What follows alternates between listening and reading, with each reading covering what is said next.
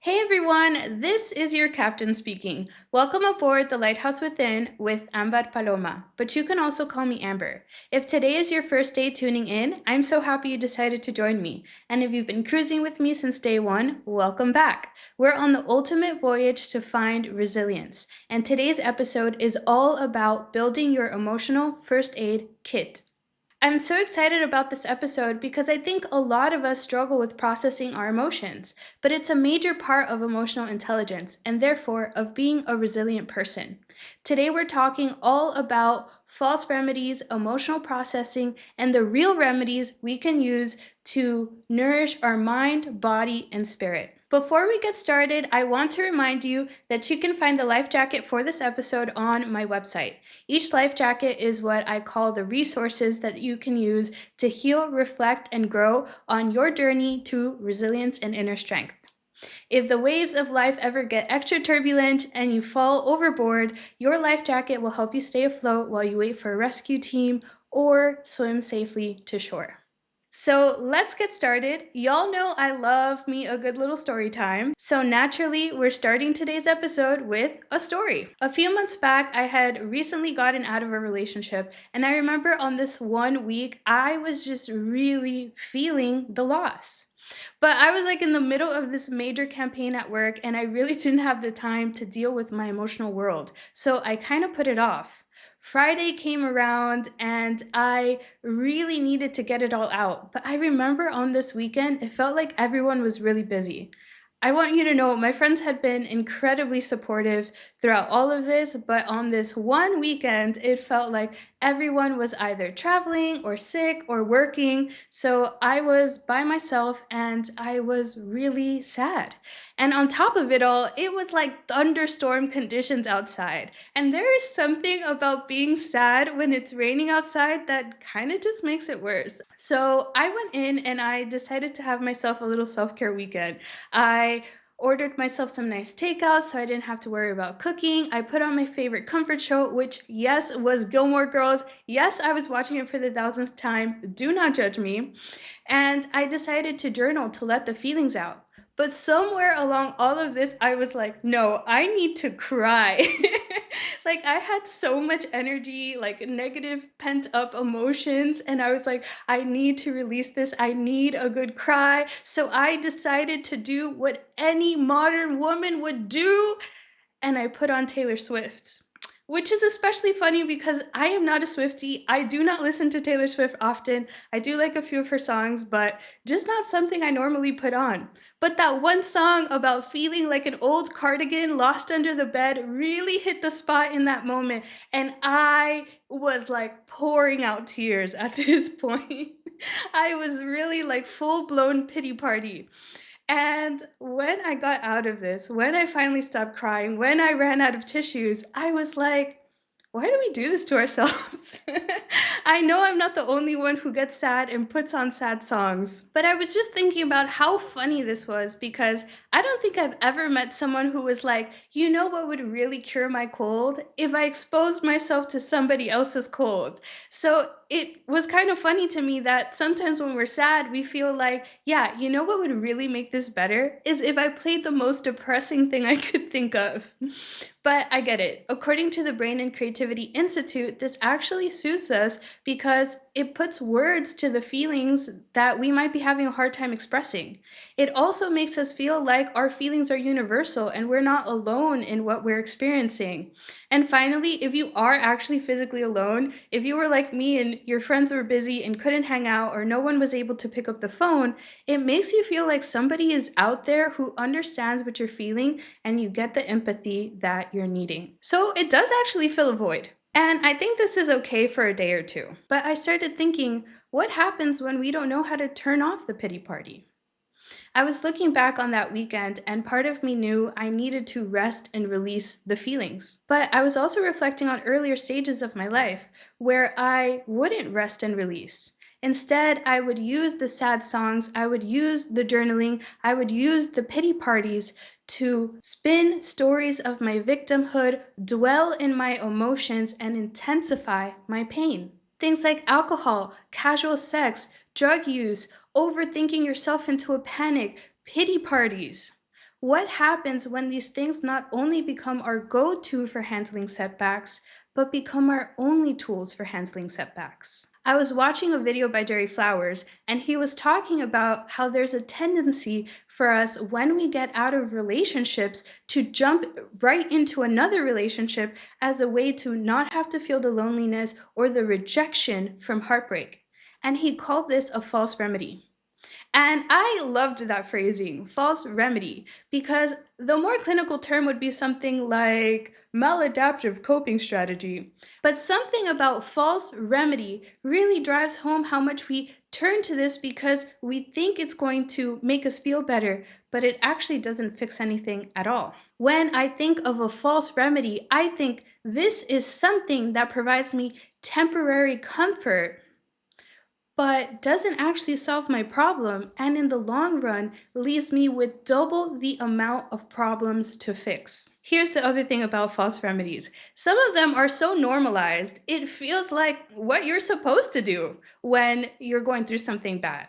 Which is just a reminder that just because a lot of people do, say, or believe something doesn't mean it's right, and it doesn't mean it's good. How many times have we seen someone go through a breakup on our favorite TV show, and the go-to response is to buy the biggest pint of ice cream they could possibly find and eat the whole thing while crying?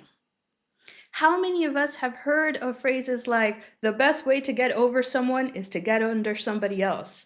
And we've all heard about the concept of rebound relationships, but please show me how many of those have been successful. We've also grown to equate self-care with treat yourself with no regard for our credit card debt, or sometimes even the bills we have to pay. And how many of us turn to alcohol when we're feeling stressed? In a positive psychology article by Dr. Anna Katharina Schaffner, she talks about how these maladaptive coping strategies can become a vicious cycle. And sometimes the problems that they bring become so massive, they become the main challenge in our lives. And that really got me thinking because my false remedy is totally comfort eating. And if you're also an emotional eater, you know exactly how this vicious cycle goes. When you turn to it, you're not addressing the problem, but you're also not learning a healthy way to manage your emotions either. So if you turn to it enough times, you might start gaining weight. Because you're gaining weight due to your uncontrolled eating, you might start feeling shame and guilt. Because you're gaining weight and you're feeling full of shame and guilt, it might start taking a toll on your self-esteem. Because your self-esteem took a hit and you gained the weight so you're not fitting into your clothes anymore and you're feeling shame and guilt and you have all of these negative emotions, guess what you turn to deal with them? Yeah, the emotional eating. So just like Dr. Anna Katharina Schaffner said, these things become a vicious cycle for us. And if you've ever gained weight due to emotional eating, you know how that can become the main challenge in your life, so that you're no longer even addressing the thing that initially led you to the emotional eating. You know, you might be sitting there wondering, why do I keep finding myself in these bad relationships? Why do I keep overthinking myself into panic? Why can't I handle my credit card debt? I didn't actually need this. It didn't actually make me feel better. Maybe it even made me feel worse. So if you can think of something that you turn to that provides you with temporary comfort, but actually leaves you feeling worse in the long run, this might be your false remedy. I remember when I was younger, I was talking to my therapist about my emotional eating tendencies. I told her how I was feeling shame and guilt about it, and how to this day, I am still dealing with the repercussions of using this as an emotional management tool. And I'll never forget what she told me. She said, well, it does bring you comfort, even if the comfort is fleeting. So even if all it did was help you hold on until you could get real help, then it served its purpose. So in a moment of self-love, I do want you to give yourself some grace if you've ever turned to these false remedies. In a moment of self-love, I want you to turn within and say, self, I love you enough to forgive you for what you felt you had to do in the past to keep yourself safe or to hold on. And I love you enough to do better for our future. So if you will, before we step into how to fix this, I want you to join me in doing an activity. I want you to think of your false remedy. Maybe it's casual sex. Maybe it's drugs and alcohol. Maybe it's throwing yourself into new relationships. Maybe it's also overeating or impulse shopping, doom scrolling, overthinking yourself into a panic, sleeping so you don't have to face your problems, repressing your emotions, lashing out in anger. Whatever your false remedy is, I want you to picture it in your mind. Now I want you to close your eyes. And I want you to picture the youngest version of yourself that ever turned to that false remedy. And when you're ready, I want you to place your hand over your heart. I want you to tell that younger version of yourself the following words. Thank you. Thank you for doing whatever you could at the time with whatever you had to just hold on. But we don't need this anymore. I'm here now, and I'm going to take care of us now. I need you to trust me, and I need you to hand over the false remedy. We don't need this anymore. Now, with your eyes still closed, I want you to picture yourself throwing this false remedy far, far away. Maybe you want to picture yourself throwing it overboard on a ship so that it sinks all the way to the bottom of the ocean floor. Maybe you want to picture yourself throwing it over a cliff where you don't even know where it lands. Maybe you want to picture yourself throwing it so far out it lands in outer space, where it just floats farther and farther away from you. Whatever you want to picture, just throw it away. And I want you to go back to your younger self, and I want you to tell them, it's going to be okay. I got you now, and we're going to find a new way forward. Now picture yourself giving that younger version of yourself a hug. And when you're ready, take a deep breath in. Hold it. And with all the might in your body, let it out. Now open your eyes.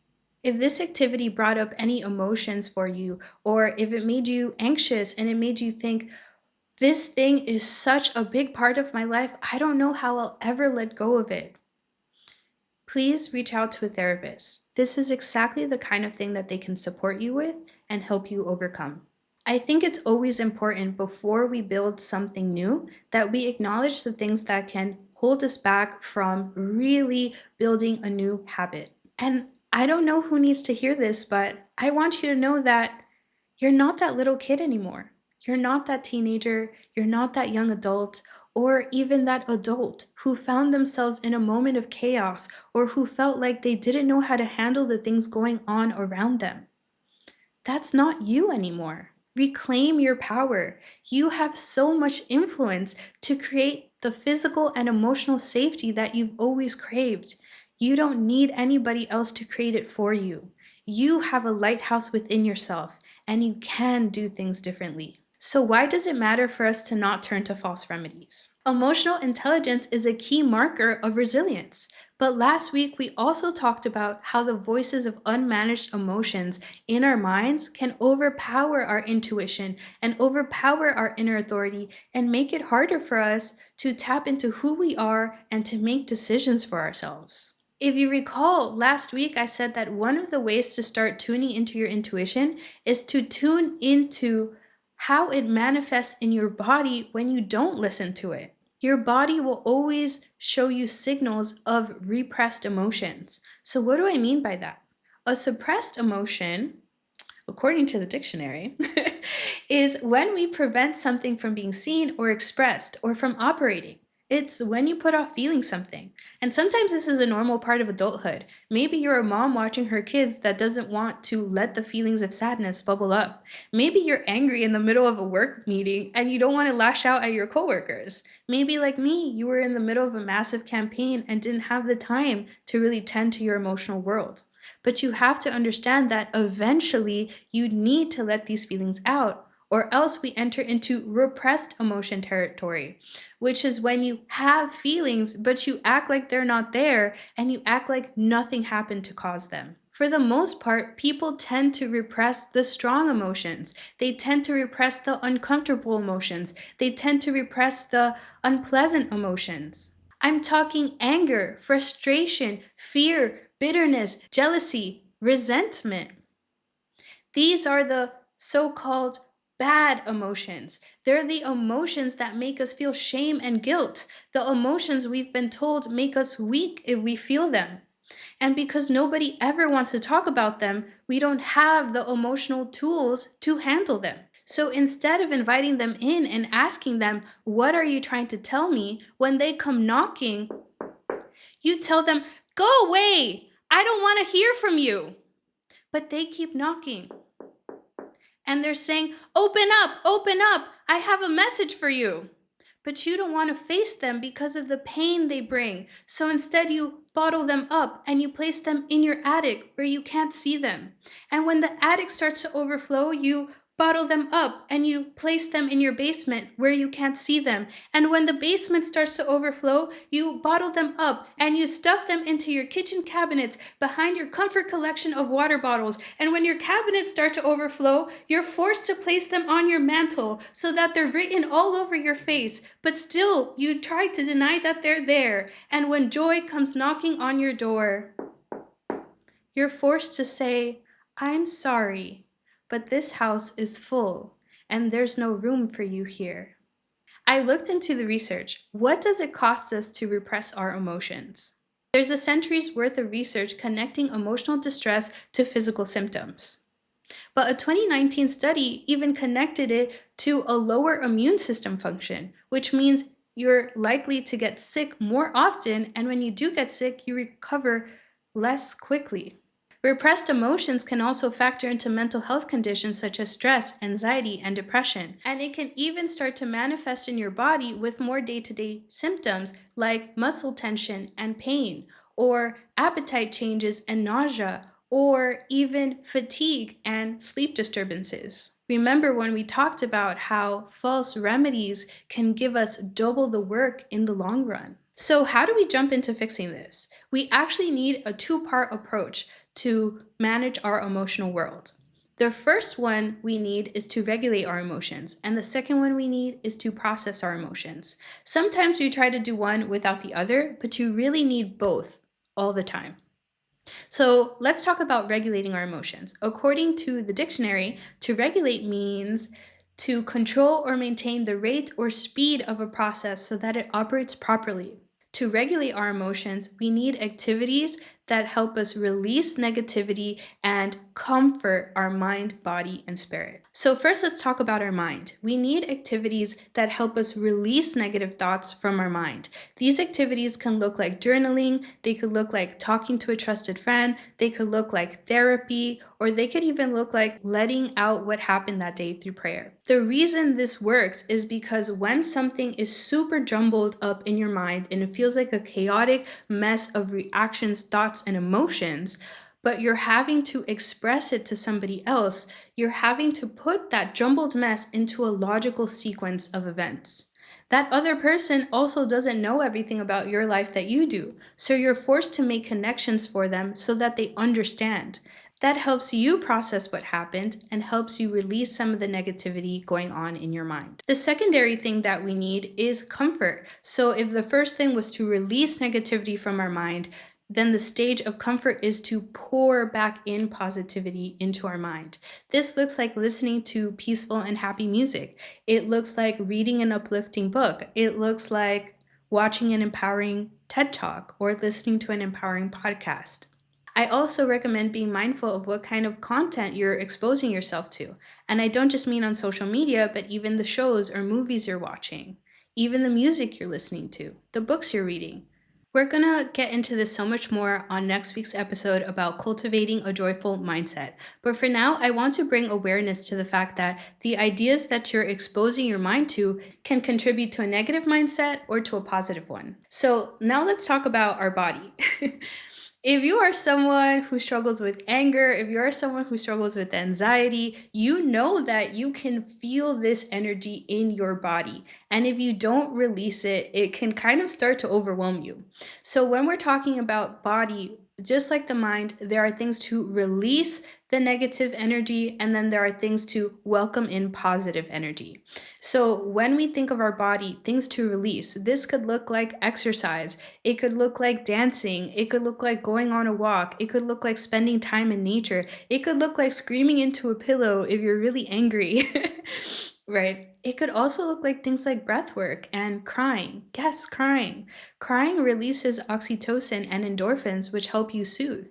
But if you find yourself crying for too long, like if you've been crying all day, please reach out to a good friend. And if you've been crying for more than a week, please reach out to a therapist. What about things to comfort us, to bring in positive energy? The comfort here are the tried and true recommendations, my friends. We're talking things like eating nourishing meals, making sure that you're getting enough sleep, making time for rest and relaxation. It could even be more special things like going for a massage or putting on a really nice outfit. Why does it matter for our emotional world that we make sure that we're eating well, that we're sleeping, that we're resting, that we're taking care of our hygiene? Because have you ever been hangry and sleep deprived and you haven't had a chance to shower? So, like, basically, all my years being in university.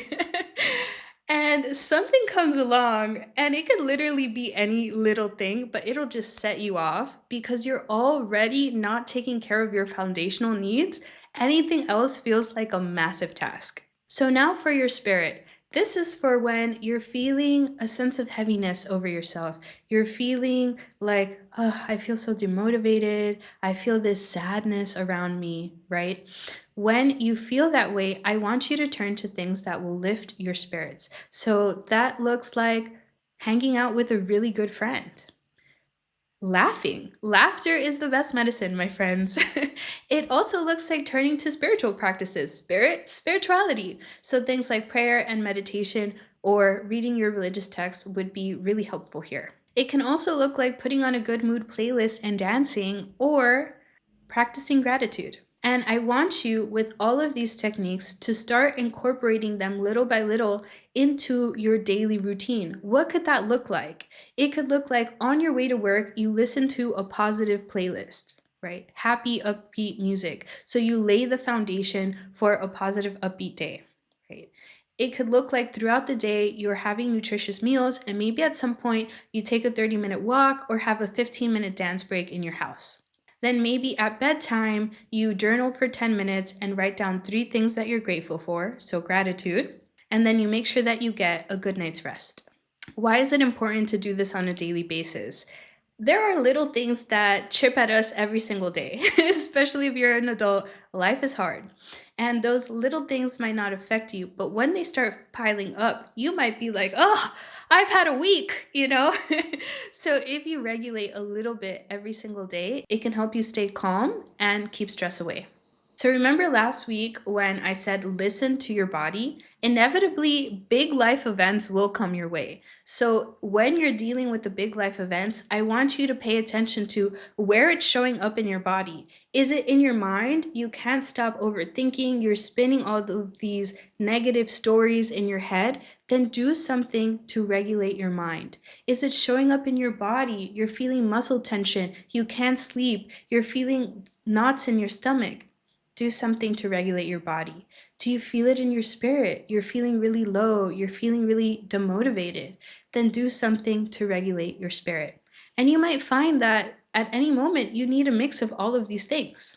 So I hope that this is helpful for you to know what kind of things you can turn to nourish yourself back to health. I break all of this down and more on my website. So if you want the life jackets, aka resources and worksheets, sent directly to your inbox, along with alerts of new episodes, please sign up for my newsletter, Message in a Bottle. Okay, so on to processing emotions. Processing is all about feeling your emotions, learning from them, and then releasing them. Okay, so last week we talked about a daily reflection model that you can use to do this on an everyday basis. And we talked about the 4 R's of reflection, which are recap, react, reveal, and regard. And that worksheet is linked on my website, so please take a look if you feel like that's something that sounds interesting to you. So one of the R's was reveal, and I said pay attention to what this is revealing to you about your wants, needs, and values.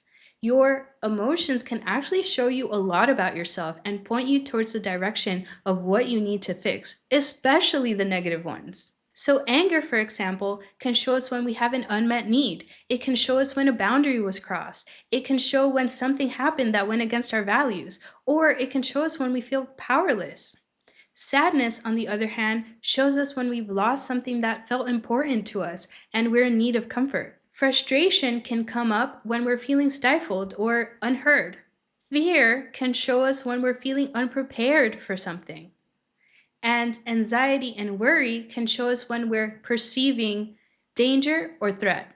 When we take time to listen to our emotions, they can tell us what we need to fix and what we want, need, and value. And this is foundational when we talk about people pleasing and when we talk about boundaries. I want you to start looking at your emotions as a roadmap back to yourself. I want you to get up close and personal with them. I want you to take your emotions out for tea. I was reading the book Welcome Home, and she had this really cute little poem on there, which I have to share with you because I thought it was so adorable and it inspired this section. So it said, "When pain knocks on your door, welcome it. Let it in. Sit with it. Have tea with it. Understand it. And then let it leave."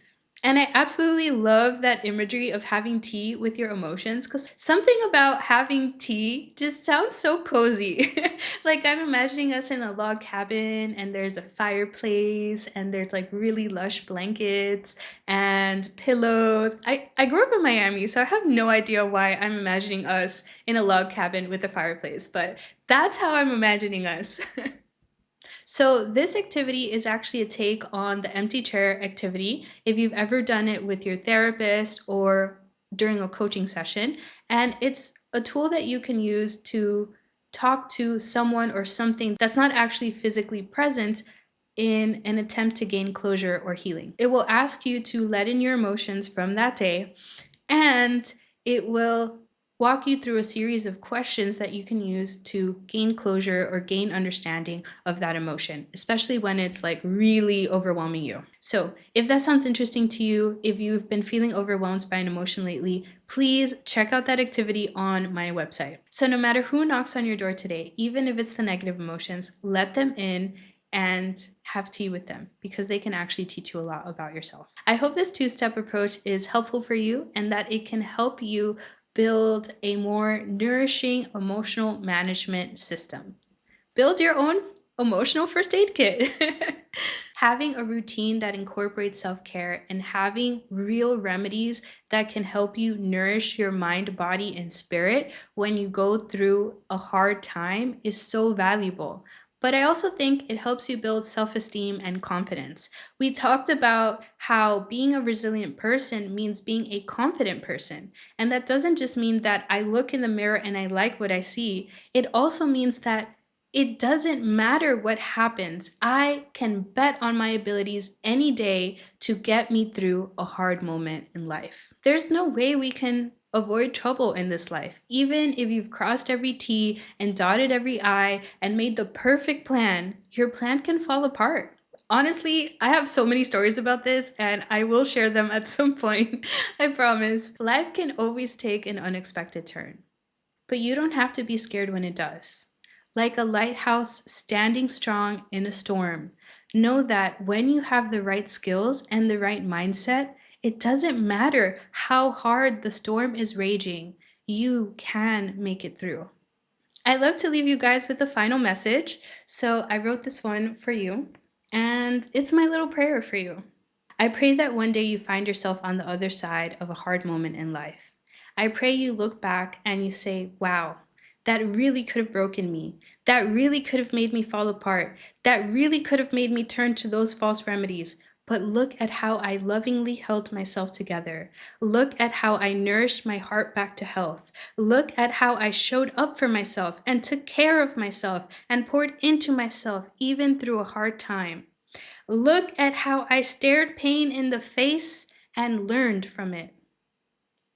An earlier version of me would have turned to that false remedy and caused myself double the work down the road. But look at how much love I showed myself.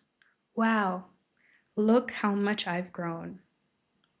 I hope today's episode was helpful for you. If it was, please leave me some love. Leave me a comment, leave me a review. Also, if you want in your comment to leave me something that you would like me to talk about, I would absolutely love that from you. So I am rooting for you so, so hard, and I am wishing you a soul nourishing day. Bye.